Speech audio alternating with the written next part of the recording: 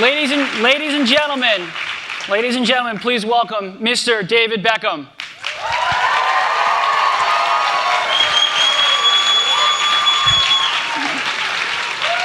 Nice to see you, sir. How are you? Wave. Hey, morning. Have a seat. Welcome to Google. So let's kick off. No pun intended. With a little soccer, or for our international friends, football.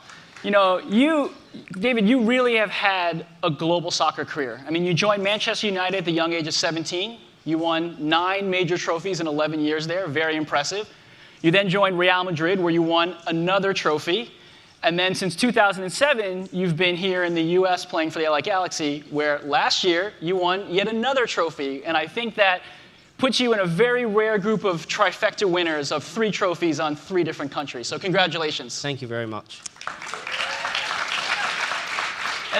And then obviously while preparing to meet you last night, I read even more news last night, the big news, that you decided to stay here in the US and continue to play for the LA Galaxy. Congratulations. And I think we are excited that you chose Google as a place to come talk to your fans and the rest of the world about that news. So why don't we start there? Why don't you tell us a little bit about that decision to stay with the Galaxy? Well, good morning, first of all.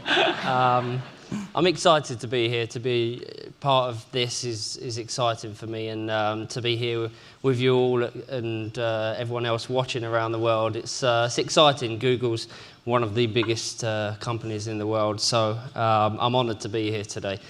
My decision, obviously, throughout my career has always been about my family, about my career, about my footballing career.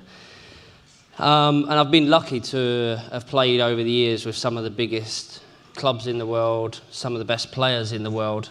And, it's been exciting. I've been lucky enough to have been successful in many different clubs that I've played for.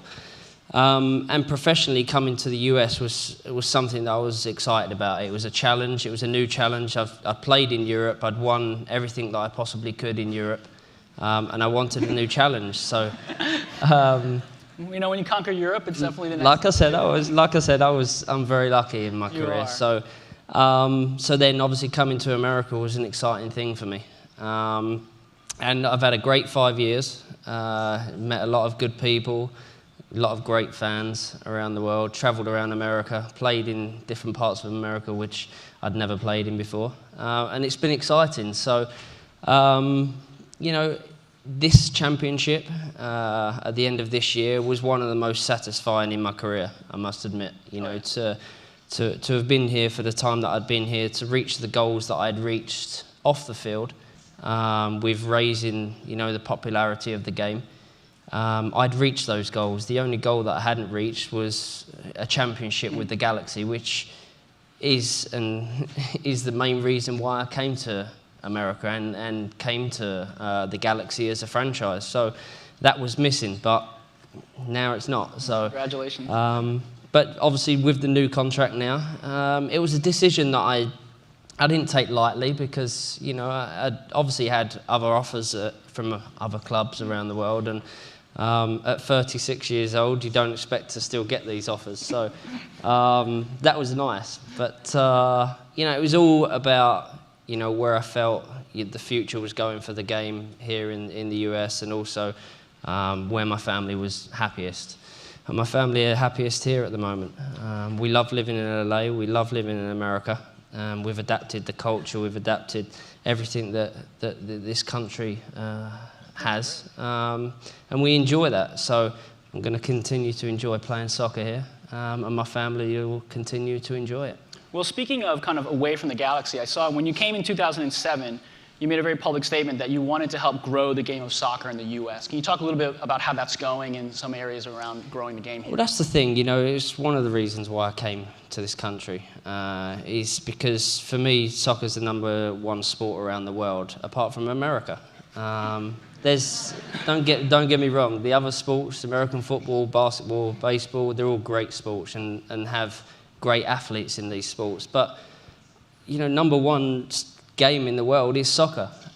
So I want to get soccer to a different level in this country, and I think that we've done that in the last I've felt it change in the last couple of years, and that's why I didn't want to walk away from it, because I've felt the change, and to walk away at this point would be disappointing, because I've been part of that growth, and I want to continue to be part of that growth. So, you know, it's an exciting time, you know, and it's great for the family as well, you know, great for the family to be here. Well, speaking of the family, I think we've all read how important family is to you. So, you know, what role did Victoria and the kids have in the decision, in making this decision? I mean, they have the final answer, as simple as that. That sounded wrong, but no, obviously, you know, when you're married, when you have children, you know, your priorities totally change. You know, 10 years ago when I was playing at Manchester United at Real Madrid, you know, obviously we were married, but it was a lot easier for us to make decisions based on our careers. Whereas we've got 3 amazing boys now and a little girl that we have to look after, and it's all about them. So our priorities are about our children. But you know, like I said in the question before, the growth of the game is growing, and you know, to see when I first arrived there be 12 teams in the league. Now there's 19. There's stadiums being built around America solely for soccer, which is a big thing. New, yeah. You know, and that's the exciting part of why, and one of the reasons why I wanted to stay. Yeah, well, I think the impact of your presence on the game has been very clear over the last 5 years. I think one of the other questions that I'm sure are on a lot of people's mind, you know, with this decision is, you know, really, why come to Google to tell the world and talk to your fans? Why not? Why not? It's so simple. Like I said, it's one of the biggest companies in the world, and it reaches so many millions of people, and I felt that, you know, it's something that you always see when you open your computer. We like that. and something that I was really excited about. So you know, like I said, I'm honoured to be here with everyone, and thanks for coming out, because there's a lot of you. Thank you.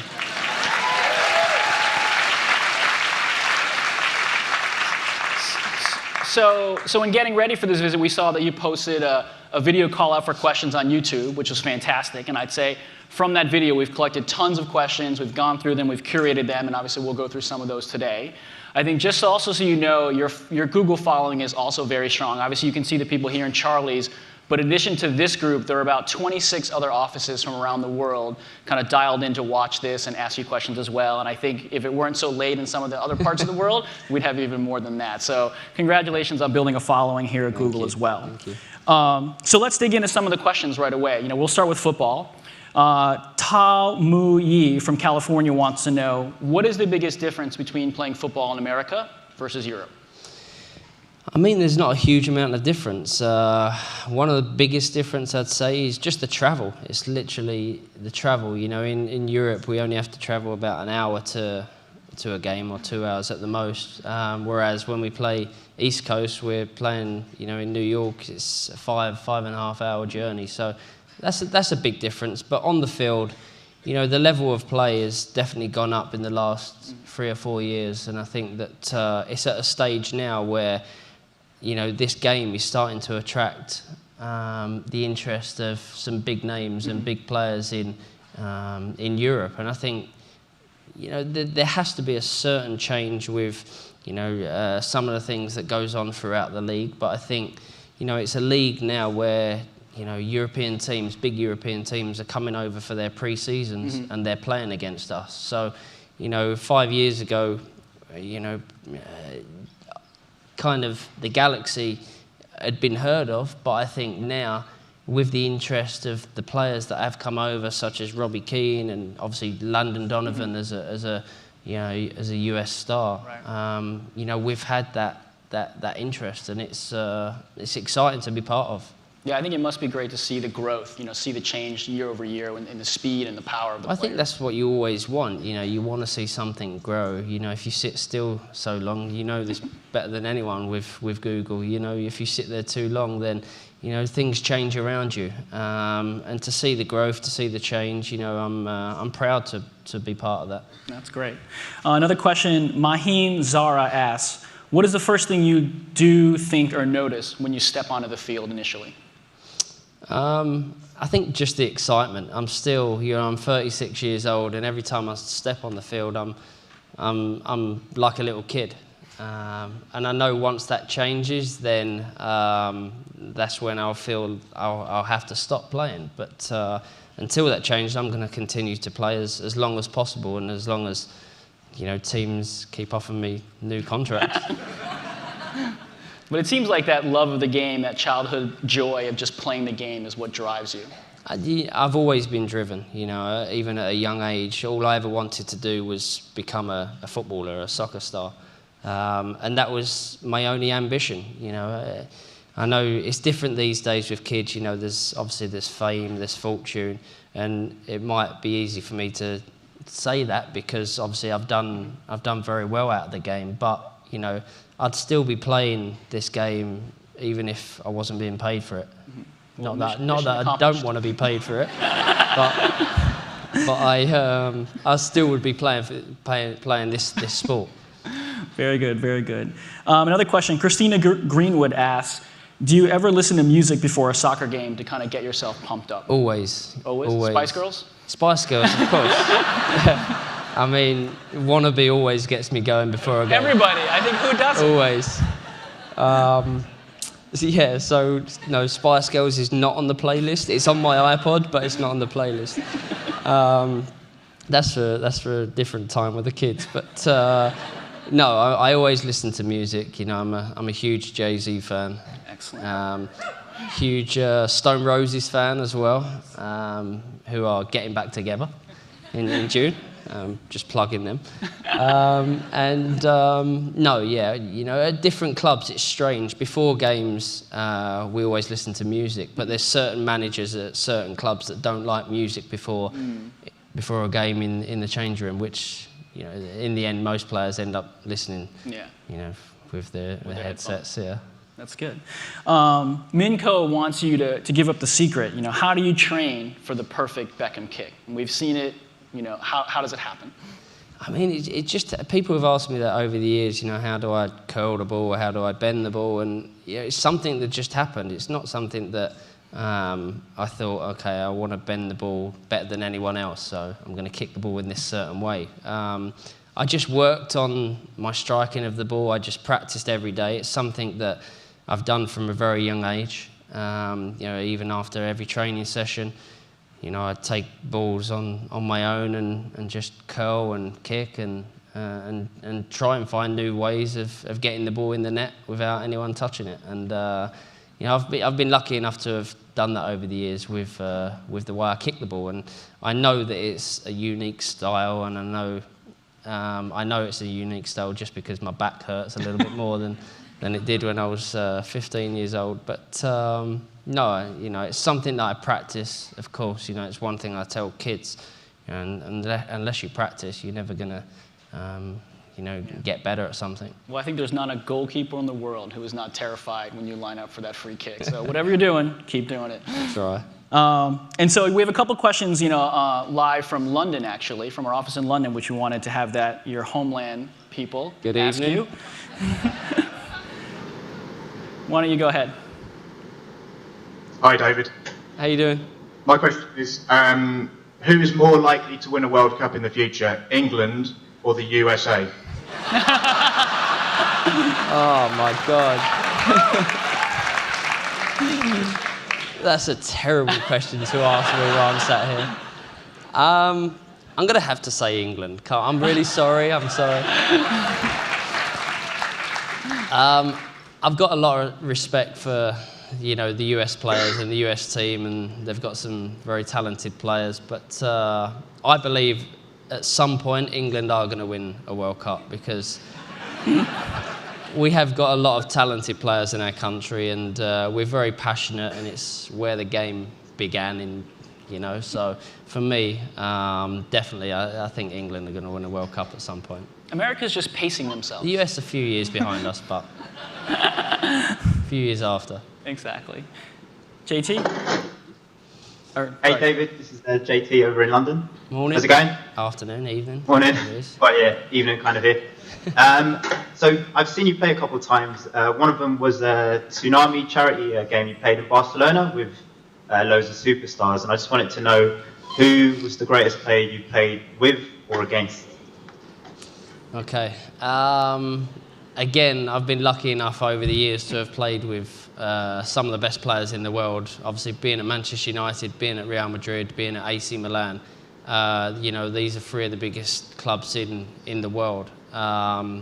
So obviously, there's some great players there. Being able to play with Eric Cantona, I think that was a great thing as a Manchester United player. Being able to play with a player Brian Robson, that was my hero and I wanted to emulate. But I think the best player I've ever played with is Zidane. He's a player with a lot of passion,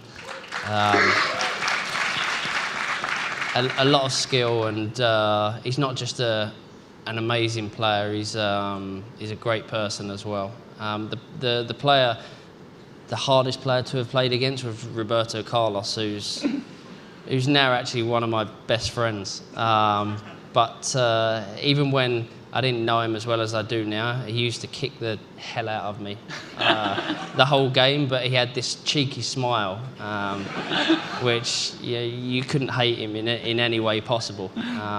But he's definitely the toughest player I've played against. Very good. Claudine?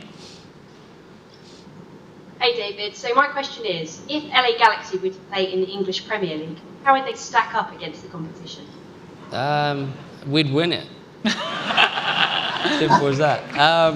No, I think, you know, the Galaxy have been great in the last 2 years. We've been really successful. We've obviously been close to winning the championship over the last few years, but then obviously this year winning the championship. We've got a lot of good young players coming through, players that, you know, teams in Europe are interested in. So I think we'd do well in the Premiership. It'd be interesting.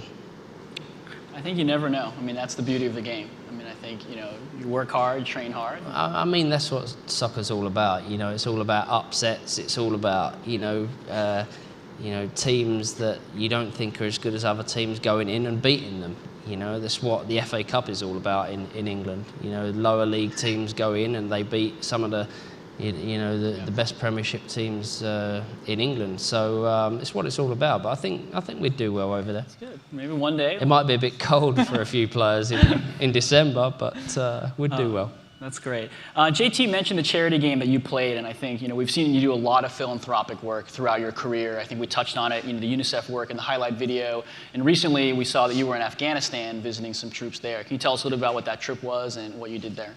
I mean, I know it sounds kind of a cliche, but charity is one of my biggest passions. Mm-hmm. I've been lucky enough to be involved with UNICEF as an ambassador, and that's something that I'm very proud of.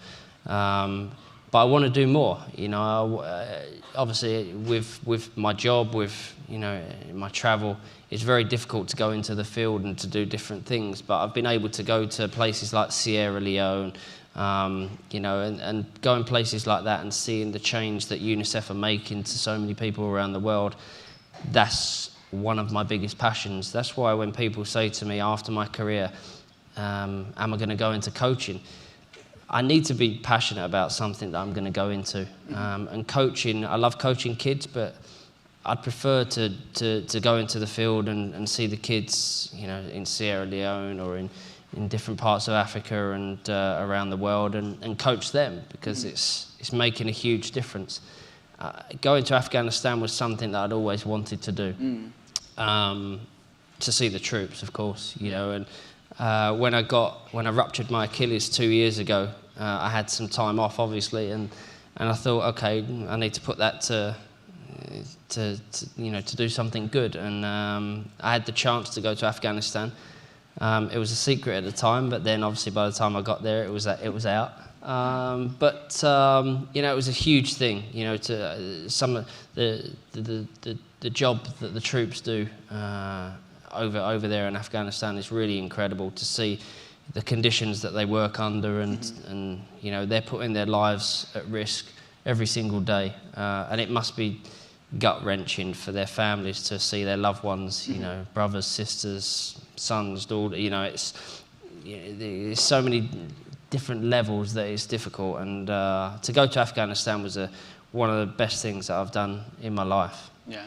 Well, I think it must be, I mean, with your work with UNICEF since 2005, I mean, it must be amazing to see, you know, you as an international football star, how the game can bring such, you know, joy or change people's lives, or just these kids all around the world. I mean, that's what's great about soccer.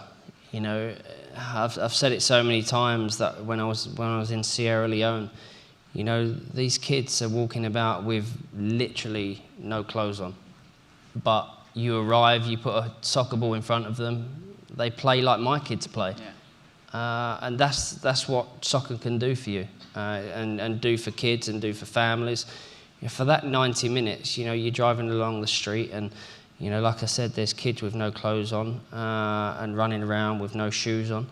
And then you look over and then, you know, kids are watching Premiership games on the side of the street. You know, it can change people's lives. It can, you know, for that 90 minutes of a game, it takes them away from the life they've got every single day. And that is the power of soccer. It's the power of sports. It's something that, one of the reasons why I love being involved in sports.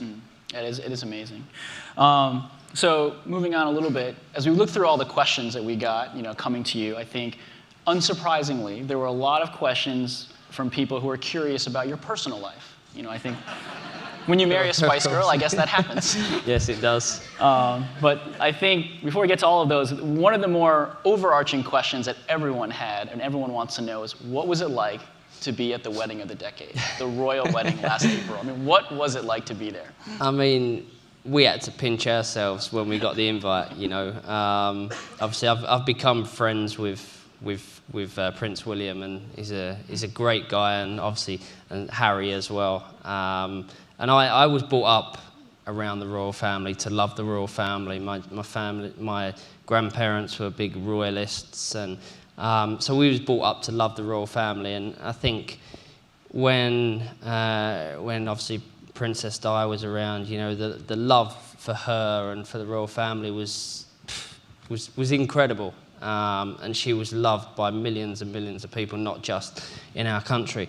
And then obviously you watch the lives of William and Harry, and you see everything about them, and it's kind of like the Truman Show. You know, they're kind of growing and doing different things and being part of different charities and growing up from young boys to young men and to grown men. Mm-hmm. And it makes you proud to be English, to see that happen. You know, you watch their lives, you watch what they've been through, and then you watch them grow into the people they are today. And they're very special people. And, you know, the royal wedding was a huge thing for our country to have a celebration like that. It was very special, and it gave you know, our country a huge lift at the time, and it's continued to do that. But yeah, being at the royal wedding was incredible.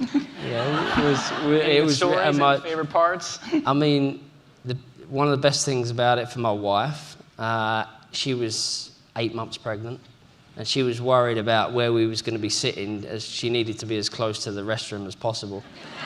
And our seat was perfect because we could see, obviously, William and Kate walk in, but then obviously Victoria she was like 5 steps away from the restroom, which was perfect. So it was an amazing day, and you know, we're proud to be part of that as an Englishman. That's great. Well, speaking of Victoria and being pregnant, Nur Ikisi has a question about Harper.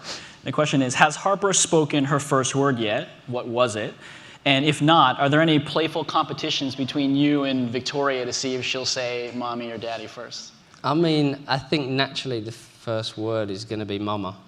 And she's close to it already. She's saying a few things, but you know, I've obviously got 3 amazing boys. And with boys, you know, I'm sure people that have children know, or people that have been around children know, with boys you can throw them up, and they drop and they get up and they just run around. And with boys it's like that. But, you know, it's obviously my first experience of having a little girl. And still, I'm changing a diaper and I'm thinking, I can't believe I've got a girl.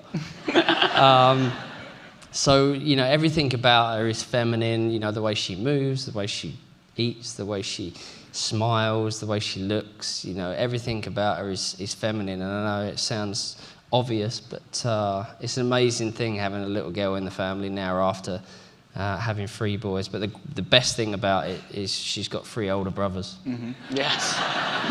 Well, I have to say and a dad. I have to say she is an impeccable dresser from what I've seen. So her wardrobe is ridiculous already. So I'm glad I got a 2-year contract.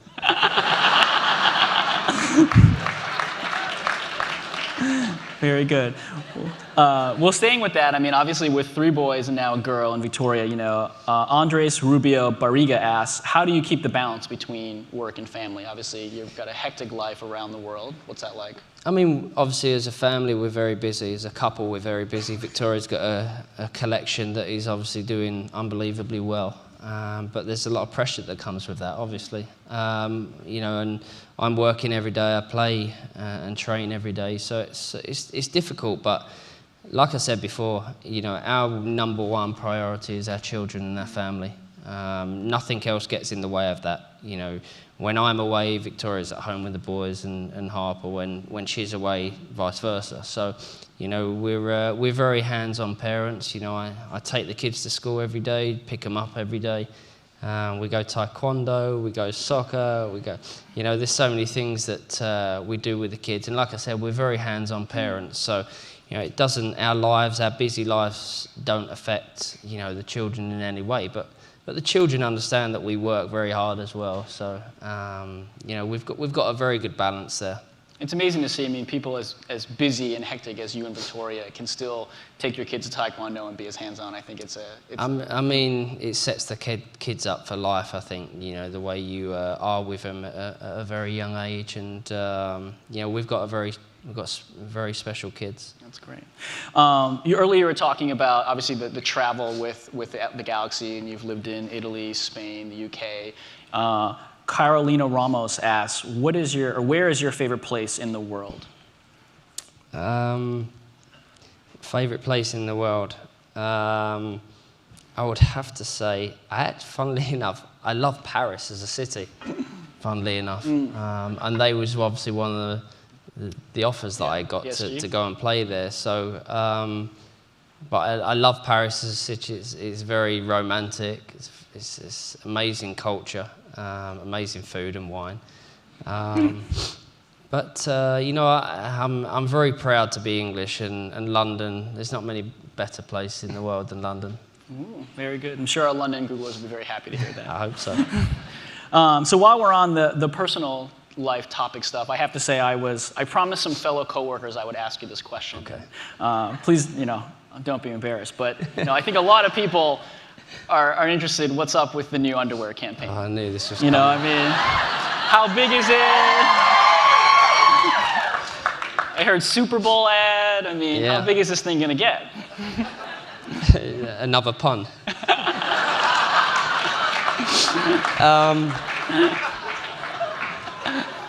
I mean, sorry, I need some water.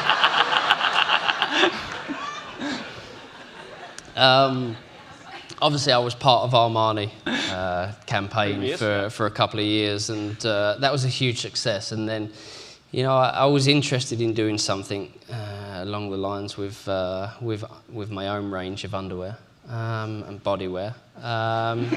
So I got together with a few people and part of my team, and we designed and made everything, and we had the product all ready to go.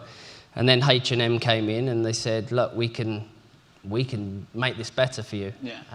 And they did. You know, they're taking it to 1,800 stores, 40 different countries, and it's something that I could have probably taken a few years, but you know, wouldn't have reached that level of you know, of distribution. So I'm very proud of it. Pictures are good.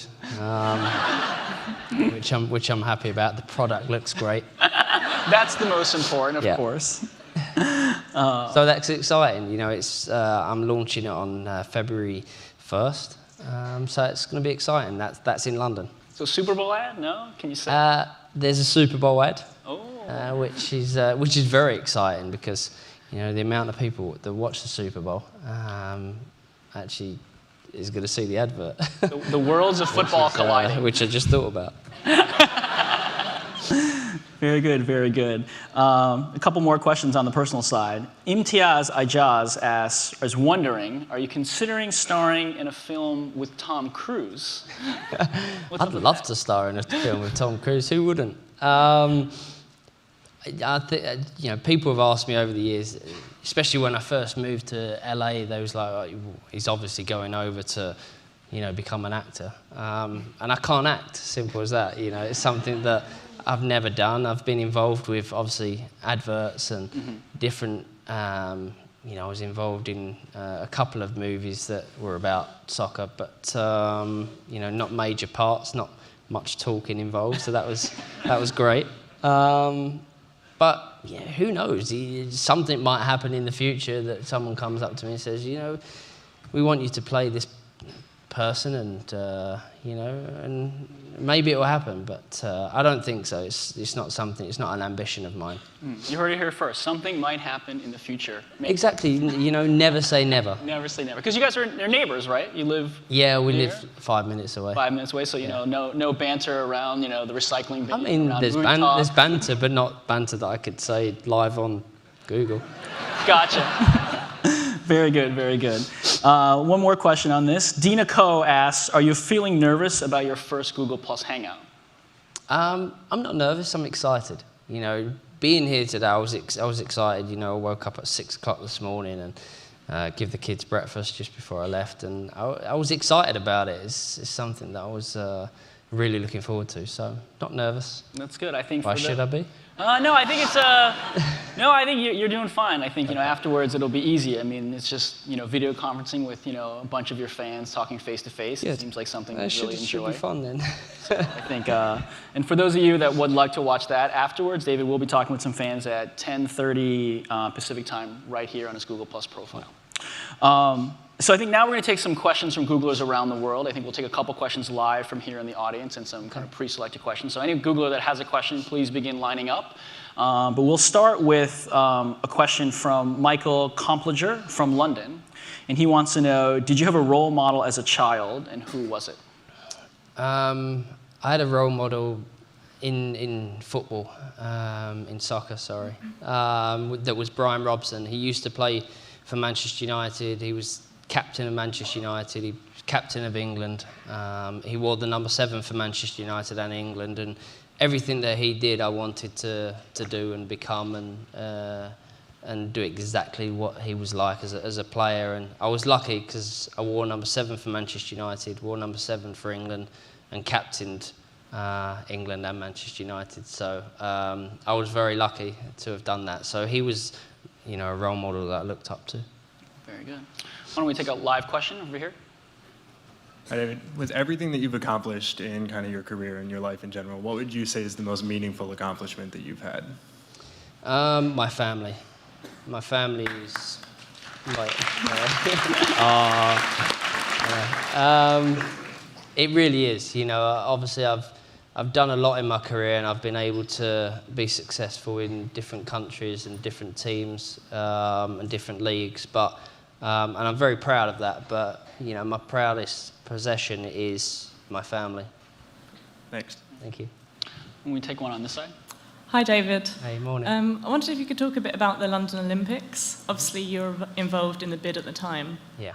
So are you hoping for a place in Team GB, and what would it mean to you to play in the Football Olympics? I mean, it's exciting, you know, for our country to host one of the biggest sporting events in the world. I think it's really exciting. And I think the buzz around England and around London, especially and around East London, where obviously I was brought up, it's exciting.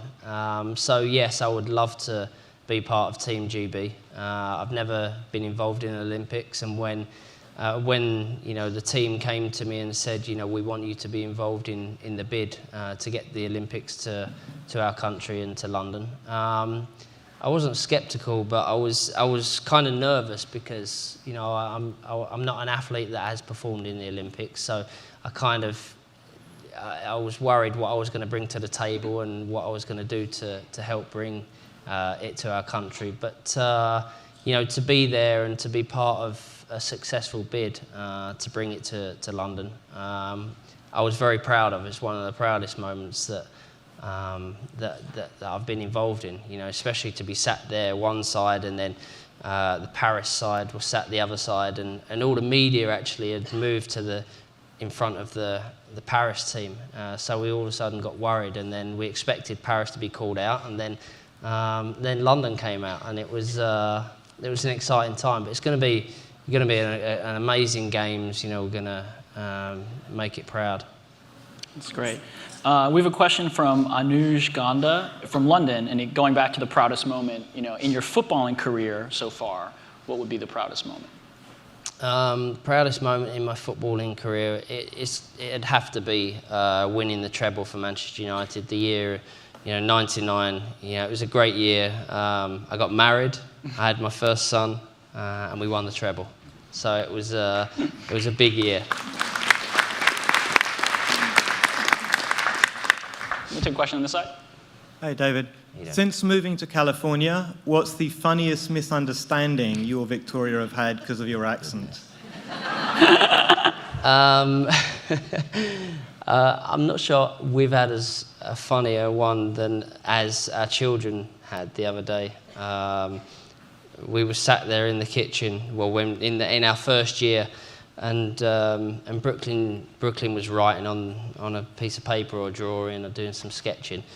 And he said, "Daddy, I need some rubbers." and I started looking around, and I looked over, and we had a couple of friends there that are from the US, and they looked in shock. So I didn't understand it at the time, but he now calls them erasers anyway.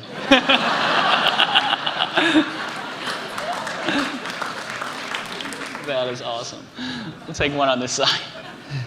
Hi, David. Thank you for coming. I actually don't have an accent. I just really like yours. That's a great accent. Oh, thanks.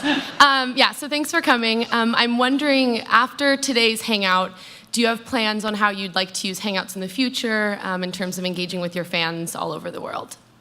Well, hoping it goes well, then there'll definitely be more. But, I think this is the first time I've done it, so it's exciting, to be able to hang out with fans that have supported me over the years and throughout my career. It's special, and obviously it gives them a chance to ask me questions that they've obviously never been able to. So I'm excited, and hopefully there'll be more. Can I get a quick picture with you? Of course you can. Oh, it's starting again.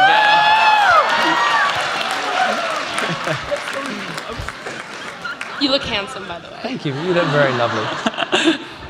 All right, ready? 1, 2, 3, cheese. There you go. There you go. Thank you. No problem. Nice to meet you. Thank you for coming. Thank you, David. Back to the questions. Darminder Singh from the San Francisco office asks about, throughout your career, you've played against many teams. Which particular team or set of players has left you in awe? And I think you talked about players, but maybe you can talk a little bit more about the team side that you've played against. I think teams that I've played against that have left me in awe, I'd have to say the Barcelona team. Every time you come up against the Barcelona team, they play the game in such a great way. But I think the one team that I played against that were amazing, it was where Ronaldo, the Brazilian player, got a standing ovation from the Manchester United fans.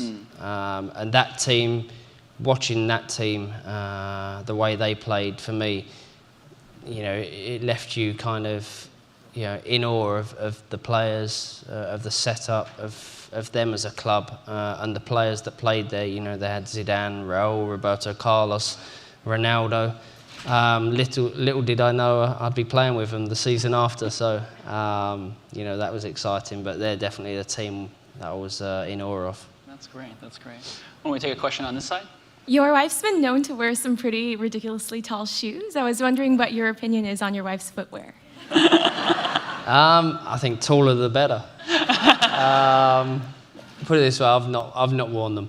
She said over the years that I wore her underwear for some unknown reason. She said that live on TV, by the way, which is not true. But no, the shoes are great. I love a pair of high heels on a lady, so it's. Very good. I like them. Another high heel question on this side, or a different question? Hey, David. So I have a question. So if you want to pick a team to beat FC Barcelona, so which one do you want to choose? And do you already have some ideas to beat them? I think to come up against a Barcelona team is exciting. You know, you can never be worried about playing against a team. You know, as great as Barcelona are, as great as Real Madrid and Manchester United are, we're a team that's growing, and we've got some very good young players in our team. And we've been able, like I said earlier about the interest in this league and our team around the world, you know, we've had some of the biggest players and the biggest teams come over and want to play against us in pre-season games. So we've come up against AC Milan, Barcelona, Real Madrid. I was going to say Manchester City, but we've come up against some great teams, and it's great to have that interest. So you know, you should never be worried about who you're going to play against. Very good. We'll take one final question over here, and then.